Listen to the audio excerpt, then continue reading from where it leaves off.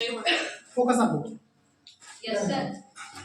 Bernoulli का प्रमेय, ठीक है। बर्नौली का प्रमेय में क्या होता है, यहाँ पर लिखा हुआ है जब कोई आदर्श द्रव, ठीक है, आदर्श द्रव का मतलब पता है आप लोग को, ठीक है, ऐसा द्रव जो क्या हो, आस्यान और असंपीडित हो, ठीक है। जब कोई आदर्श द्रव अर्थात आस्यान तथा असंपीडित द्रव किसी नली में धारा रेखी प्रवाह में बहता है, ठीक है। ये नली दिख रहा है आपको, इसमें क्या होता है, धारा रेखी प्रवाह में बह रहा है, ठीक है। यहाँ पर असमान नली बोल सकते हो, उसको मैं हटा दूं नली वस्तु, ठीक है।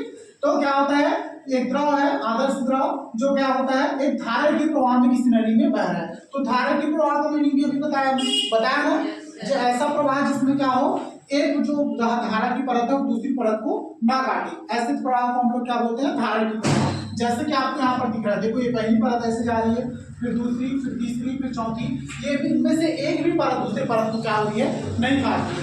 फ्लो का डायरेक्शन, बहने का डायरेक्शन कैसा है बेटा, नीचे से ऊपर की, दिख रहा है आपको, ये समझ में आ रहा होगा फ्लो का डायरेक्शन, ठीक है।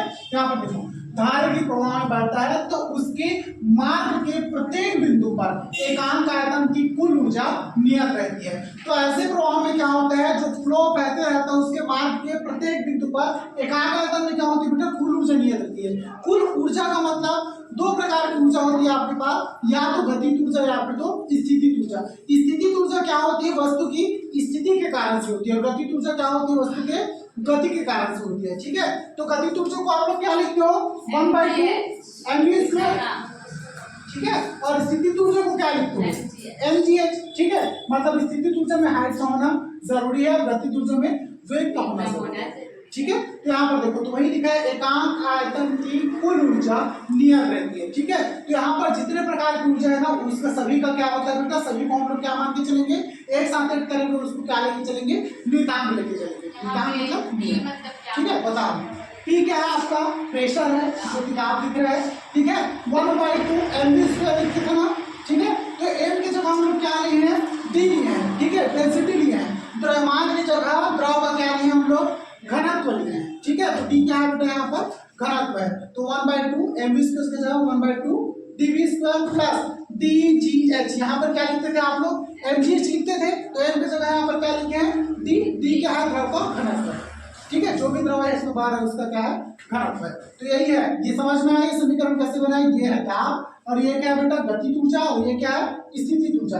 इन तीनों का योग क्या होता है, आपका नियतांक होता है। यहीं पे लिखा है एकांक आयतन की कुल ऊर्जा क्या रहती है, नियत रहती है, ठीक है। तो इसको टोटल का हम लोग क्या बोलेंगे, एक नियतांक मान के चलेंगे। अब देखो ये, अब जब भी आपको पूछा जाए सिर्फ बर्नौली का प्रमेय, आप ये थ्योरी लिखोगे और ये समीकरण को कंप्लीट कर दोगे, इसमें आपको 2 नंबर मिल जाएगा, इसके आगे नहीं आना है, ठीक है। अब आप करते हैं इसके प्रूफ के बारे में, प्रमाण, ठीक है। यहाँ से आपको स्टार्ट होता है पूरा बर्नौली का डेरिवेशन, ठीक है। अब डेरिवेशन में देखो, अब डेरिवेशन में हम क्या होता है, यहाँ पर जो मानक होता है ना, उसका पूरा जो थ्योरी सेक्शन है वो मैं हटा दी हूँ, सिर्फ कुछ सेक्शन है जो रखें, इसमें ध्यान देना। क्या लिखे हैं, मान लो ए भी एक असमान परिच्छेद वाली एक नली है, ठीक है। ये देखो, ये वाला हिस्सा क्या है आपका ए, ये वाला हिस्सा क्या है बी, ये आपको ना एक नली दिख रहा है जो कि असमान परिच्छेद है। असमान परिच्छेद का मतलब बेटा, एक तरफ का जो परिच्छेद दिख रहा है क्या है, बड़ा है, दूसरी तरफ क्या है, छोटा है, ठीक है। समान परिच्छेद होता है क्या होता, दोनों तरफ का छेद क्या होता, एक समान होता, ये बड़ा है तो ये छोटा है। तो असमान परिच्छेद का मतलब समझ में आया, ए भी एक असमान परिच्छेद वाली एक नली है जिसमें टी घनत्व वाला कोई आदर्श द्रव धारा रेखी प्रवाह में बह रहा है, ठीक है। तो ये जो द्रव बह रहा है इसका घनत्व क्या है, हमारे पास टी है, जो धारा रेखी प्रवाह में बह रहा है। धारा रेखी का मतलब मैं बता चुका हूँ, ठीक है। इस कंडीशन में बहुत सारी, इस कंडीशन में क्या होता है मैं बता दूं, यहाँ पर क्या होता है, ये जो द्रव बह रहा है तो ठीक है, इस हिस्से से क्या करता है द्रव, इसमें इंटर करता है, तब इसका वेग क्या होता है बेटा, v1। चूंकि ये चौड़ी नली है इसलिए इसका वेग यहाँ पर v1 है। अब ये क्या होता है, चौड़ी नली से द्रव घुसकर किधर से निकलता है, सक्रिय नली से निकलता है। तो सीधी सी बात है, अगर चौड़ी नली में इसका वेग v1 था तो सक्रिय नली में क्या होगा, इसका वेग थोड़ा बढ़कर आएगा, ठीक है। तो उसको हम लोग क्या लेके चले हैं, v2, ठीक है। अब देखो चौड़ी नली में इसका जो क्षेत्रफल है इसको लेके क्या चले हम लोग, a1, और सक्रिय नली का क्षेत्रफल कितना लेके चले हैं, a2, ठीक है। यहाँ पर जो द्रव है उसका प्रेशर कितना लेके चले हैं, p1, और यहाँ पर कितना लेके चले हैं, p2, ठीक है, दिख रहा है। तो यह हो गया आपको पूरा कंप्लीट डेटा। अब यहाँ पर देखना, यहाँ से पृष्ठ से मतलब नीचे तली से, ठीक है, यहाँ पर ए वाला हिस्सा जो दिख रहा है ना, ठीक है। तो तली से ए वाले हिस्से की ऊंचाई कितनी लेके चले हम लोग, h1, और इसी तली से पृष्ठ से दूसरी नली जो दिख रहा है सक्रिय नली, जो कि आपको दिख रहा है हिस्सा बी, उसकी ऊंचाई कितना लेके चले हैं, H2, ठीक है। तो ये थ्योरेटिकल सेक्शन था, आई तो समझ में आ रहा होगा, इसको लिखना भी मत एग्जाम में और नंबर खिंचाएगा, ठीक है। से कैसे ऊपर उठ सकती है अपने आप जो आप बताएं, नहीं तो इसको हम लोग तरह से ही लेके चलेंगे, ठीक है। होता क्या है मैं बता दूं, अब ये देखो फॉर एग्जांपल दैट ऐसे अब आप जैसे कि किसी हिस्से को उठा के रखो, जैसे बांध वान डैम में बनता है ना, ऊपर से पानी नहीं गिराते हैं, ठीक है। बांध उस हिस्से से पानी घुसता है तो दूसरे हिस्से से निकलता है, तो उसकी ऊंचाई कहाँ से मापते हैं बेटा, तल से मापते हैं, ठीक है। बांध बहुत ऊंचाई पे होता है, वहां से तल से मापते हैं, तो उसका हाइट लेना पड़ता है, ठीक है। इस वाले हिस्से का हाइट और उस वाले हिस्से का हाइट, जहाँ से पानी घुस रहा है और जहाँ से पानी निकल रहा है, तो यही से मापते हैं बेटा, ऐसे ही मापते हैं, ठीक है। तो ये H1 चाहिए और ये क्या है H2 चाहिए, ठीक है। नलिका का कुछ ऐसा है। हाँ इसमें बोल सकते हो, लेकिन ये घिसल पट्टी घिसल पट्टी मैं बता रहा हूँ, वो देखे हो क्या, चलो नहीं भी कहोगे तो टीवी में देखते होगे, यहाँ पे ऊपर में व्यक्ति यहाँ से बैठता है, इसमें पानी चलते रहता है, यहाँ से बैठता है और किसान के सीधा कहाँ आता है, नीचे आता है, ये बिल्कुल वही नली है, तो ऐसा देखते देखिए वो कैसे नली, हाँ तो उसमें भी ऐसी टाइप का होता है, तो इसमें फ्लो के साथ से बहता का पानी निकलता है, ठीक है। तब ध्यान इस कंडीशन में क्या है, तब हो जाएगा सीधे ए पर लगने वाला बल, ठीक है। तो बल इज इक्वल टू कितना होता है, दाब इनटू क्षेत्रफल। कैसे होता है, दाब इज इक्वल टू होता है बेटा बल बटे क्षेत्रफल, ये पता है कि नहीं है। P इज इक्वल टू क्या होता है, P इज इक्वल टू यहाँ पर होता है बेटा F बाई A, होता है कि नहीं होता है। तो अगर F को F इज इक्वल टू निकालो कितना हो जाएगा,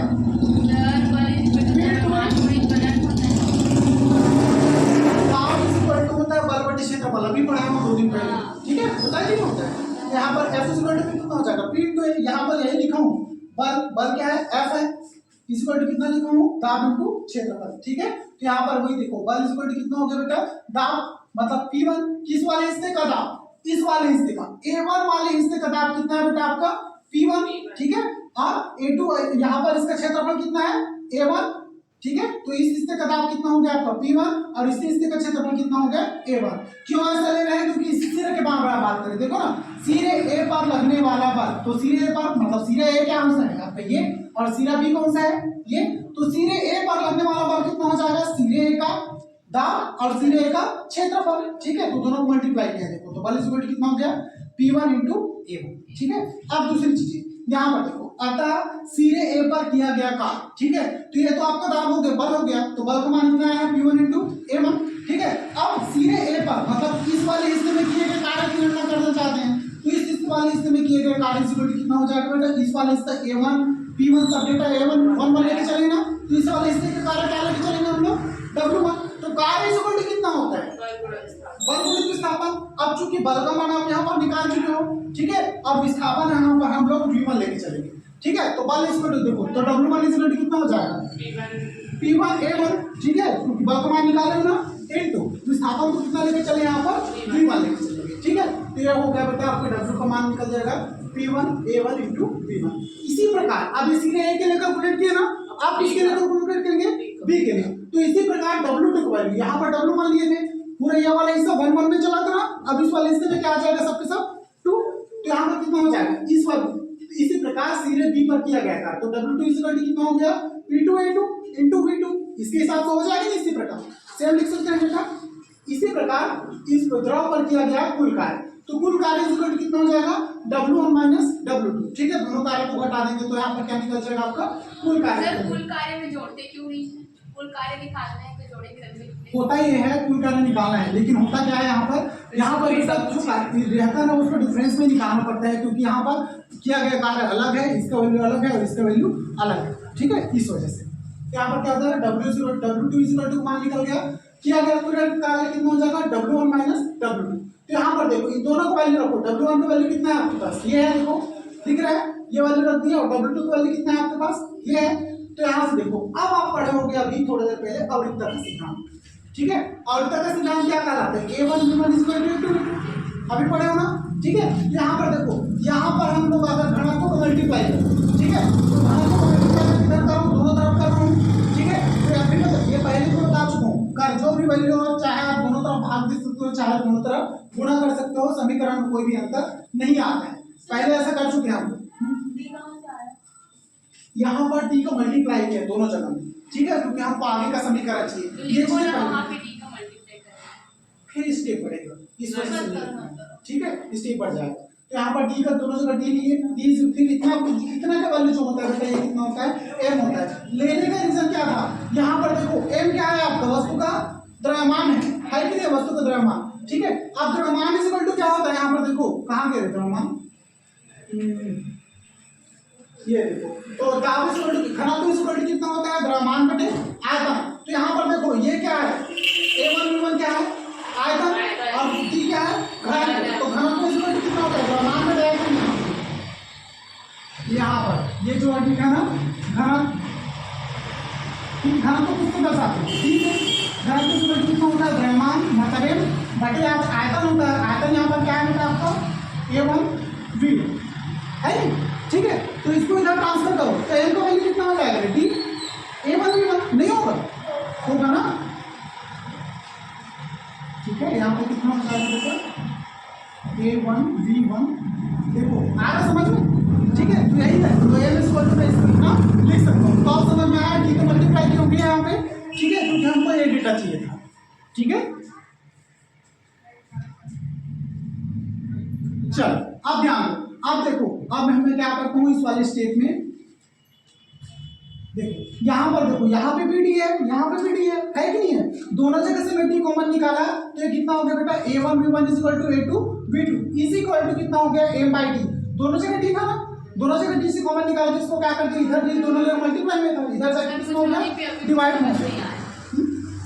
देखो मैं बताओ, इस वाले स्टेप में हम लोग क्या किए, इस वाले स्टेप में यहाँ पर क्या किए बेटे, जब का सिद्धांत है, यहाँ पर दोनों तरफ क्या किए, डी का मल्टीप्लाई किए, ठीक है। अब मल्टीप्लाई करने का रीजन ये था क्योंकि हम लोग जो यहाँ पर क्या चाहिए था, घनत्व इज इक्वल टू क्या होता है, द्रव्यमान बटे आयतन। तो ये क्या मेरा क्या है, द्रव्यमान है कि नहीं, तो घनत्व इज इक्वल टू यहाँ पर अभी तो होता है, घनत्व कितना होता है, द्रव्यमान बटे आयतन। आयतन यहाँ पर कितना हो गया आपका, A1 V1, ये दोनों मिला के क्या बन रहे हैं आपका, आयतन बन रहे हैं, ठीक है। ए क्या है आपका, ए क्या है, V क्या है, वैल्यू है, ठीक है। तो यहाँ पर कितना हो जाएगा, M is equal to A1 V1, तो इसको इधर ट्रांसफर कर दो, घनत्व को आप किससे दर्शाते हो, D से, ठीक है। तो M इज इक्वल टू कितना हो जाएगा बेटा, A1 V1 D, ठीक है, ये हो गया। इतना पूरा जो A1 और V1 है वो आयतन, हाँ ये दोनों मिला के आयतन है बेटा, ठीक है।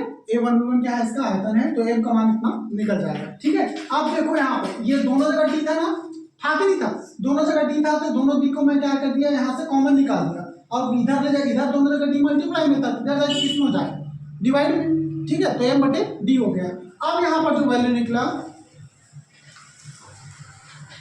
अब यहाँ पर जो वैल्यू निकला वो क्या निकला, A1 V1 और A2 V2 दोनों का वैल्यू कितना है, M अपॉन डी, ठीक है। अब देखो यही मान आप कहाँ ले जाकर रखोगे, यहाँ पर ले जाकर रखोगे। देखो यहाँ पर A1 V1 लिखा है और यहाँ पर क्या लिखा है, A2 V2, तो इसी मान को आप लोग पुट करो, A1 V1 तथा A2 V2 का मान समीकरण 1 में रखने पर, अब इस मान को उठा के ले जाके समीकरण 1 में रखें। तो यहाँ पर देखो A1 D कैसे चला गया, किसमें, M और D नीचे कैसे आ गया? अभी तो बताया रे, इन दोनों जगहों में मल्टीप्लाई में है ना डी, ठीक है। तो इधर निकालोगे बेटा कॉमन, और इधर जाकर हम लोग इसको डिवाइड कर दिए, ठीक है।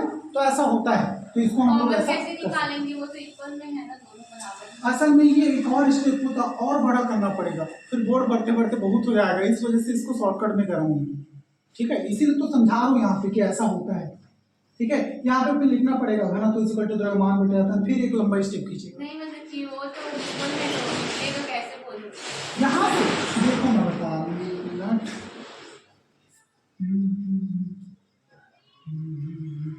देखो यहाँ पे होता क्या है, हम लोग को यहाँ से क्या निकालना है बेटा, आपका ये मास है, कि यहाँ से मेरे को क्या निकालना है, A1 V1 और A2 V2 को क्या निकालना है, आपको रिलेशन निकालना है, ठीक है। तो यहाँ पर देखो मैं क्या मानना, चलो एक मिनट इसको थोड़ा सा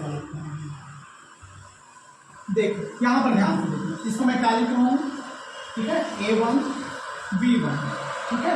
अब यहाँ पे क्या करूँ मैं, D का मल्टीप्लाई करूँगा, ठीक है, इजिकल टू कितना हो गया, ये M हो गया, ठीक है। अब देखो M को मैं इधर ट्रांसफर कर रहा हूँ, तो कितना हो गया, A1 V1 इजिकल टू कितना हो गया, M बाई डी हो गया, ठीक है। अब देखो A1 V1 इजिकल टू कितना हो गया, M बाई डी। अब A1 V1 को मैं A1 V1 इजिकल टू यहाँ पर कितना है, A2 V2, तो इसको मैं ऐसा नहीं लिख सकता, A1 V1 इजिकल टू कितना हो गया, A2 V2 is equal to M, नहीं लिख सकता सकता क्या? लिख सकता हूँ, क्योंकि सभी के सभी एक दूसरे के बराबर है बेटा, लिख सकता था ना, तो यही तो किया हूँ यहाँ पे। सर डी अभी समझ हाँ आ गई। हाँ डी, तो ये सब में डी का मल्टीप्लाई डी पे इधर डिवाइड हो जाएगा, ठीक है, यही चीजें हुई है यहाँ, आया समझ में नहीं आया? ठीक है, चलो बड़ा दिक्कत होता है रे मेरे को, बदली बहुत सब गिरता है कॉपी में। नहीं जरूरी है। चलो